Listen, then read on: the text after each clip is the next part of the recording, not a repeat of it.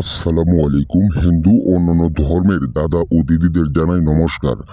আজ আমি নারী স্থান বশীকরণ মন্ত্র নিয়ে হাজির হয়েছি। নারীর স্থান বশীকরণ মন্ত্র নিয়ে হাজির হয়েছি। সে মন্ত্র আদি ও প্রাচীনকালের মন্ত্র, সে মন্ত্র 500 বছর আগের মন্ত্র, সে মন্ত্র 100 বার পরীক্ষিত করার পরে বিয়াস আমি আজ আপনাদের মাঝে মন্ত্রটা ছেড়ে দিলাম বিয়াস। এইটা একটা আগুনের মন্ত্র, এইটা একটা শক্তিশালী মন্ত্র।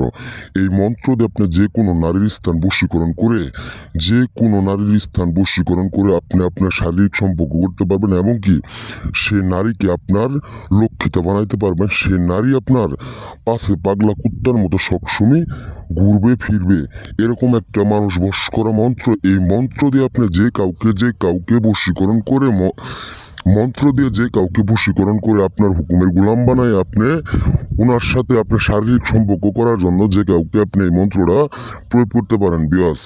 আপনি পার্শ্ববর্তী ভাবি আছে, পার্শ্ববর্তী মামি আছে, পার্শ্ববর্তী আন্টি আছে, তার চেহারা অনেক ভালো, সে অনেক ফিগারওয়ালা, সে অনেক সেক্সি।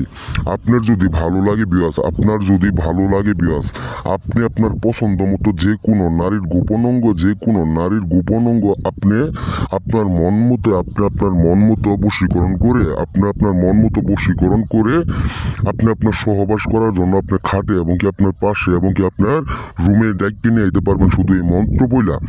এই মন্ত্র 7 বার পাঠ করার সাথে সাথে যে কোনো নারীর স্থান মানে যে কোনো গোপন জায়গা আপনি বশীকরণ করতে পারবেন।